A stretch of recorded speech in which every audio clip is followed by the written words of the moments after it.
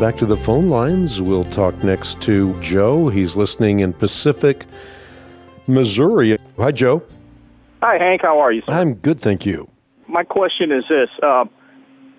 In Revelation, do you believe the Catholic Church is the great harlot that's mentioned? Because I do some nursing home ministry through my church, and we have a lot of Catholic folks, and they don't want to hear the gospel. And I believe it's because they're indoctrinated with the things that church is telling them. But if they only knew, just like we need to be the light of the world, they need to hear the truth. And if in fact that is it, and that's the impending end for that church, I mean, we need to let them know, because, man, there's so many people that are on their way to hell that just don't realize it, that have never accepted Christ as their Savior. And if we can get the word out, just like these preachers that are watering down their sermons and making everybody feel good about themselves. Well, Jesus, he came and told us, and he taught more about hell than he did heaven. So we need to let these people know, because I do believe we're living in the last times. Well, in a sense, you can say we are living in the last days, because we are living after the king has landed in disguise and is calling all of us to participate in a great campaign of sabotage. In other words, we're part of those who are privileged to aid or be participants in the consummation of the kingdom. It's inaugurated when the king came, when Jesus Christ was born, when Jesus Christ lived the perfect life in our place. So you can say we're living in the last days in that sense, but everyone who's ever tried to predict the end of the world has been wrong. The failure rate is 100% of the time, so I wouldn't want to engage in that. Secondly, whatever you might think or say about the Roman Catholic Church, this is not what is in view in the book of Revelation. You have to remember that Revelation is not a mere book of riddles originating from a shallow post-Christian mind. It's a book of symbols deeply rooted in Old Testament history. And so John is writing to 7 churches in the province of Asia, and he's warning them of an impending apocalypse. And in fact, he tells them that they're going to be able to discern the number of the beast and the number of his name, which means that the beast was a first century character.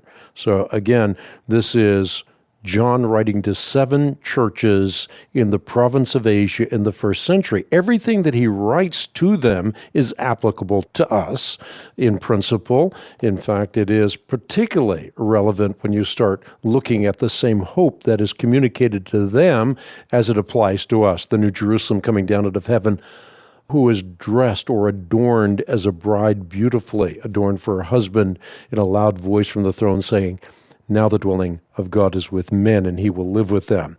So Revelation is certainly applicable to us, just like the book of Romans would be, written to Romans in the first century, yet applicable to us. But to say that John is writing about a church that hasn't really come into existence at the time would be a grave mistake.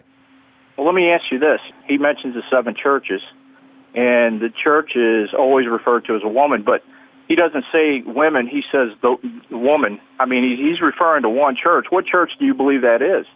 Well, he's not referring to a church, actually. If you look at the essence of Revelation, and you might even want to take the time to memorize it, it's only 404 verses, and 278 are direct allusions to Old Testament passages. So if you read the Old Testament, it makes it very easy to memorize. But the essence of Revelation is the unveiling of a bride. And as such, it's a wedding covenant from beginning to end. That's why I love the fact that you were perceptive to recognize that this has to do with women in a symbolic sense, because it begins with 7 love letters to a persecuted bride, which is true Israel, and then it continues with the noxious vision of a prostituted bride, apostate Israel. And in graphic Old Testament pictures, therefore, you see the judgment of God which is written on a 7-sealed scroll. It's announced by 7 angels with 7 trumpets, and then it's depicted through 7 plagues that befall a prostitute that is in bed with a beast. It concludes with the unveiling of a purified bride, of course, true Israel. She's carried by the bridegroom over the threshold of Jordan into a new Jerusalem that comes down out of heaven from God, as I just mentioned. But from first to last, what Revelation is doing is it's contrasting the purified bride with the prostituted bride. And if you read the Old Testament, over and over again, the prophets spoke about Israel, called to be a light to the nations, but instead prostituting herself with the nations. And John is saying, and he's representing Jesus Christ because this is the revelation of Jesus Christ, which God gave him to show his servants what must soon take place. He's saying that rather than prostituting yourself with the world, be faithful and fruitful.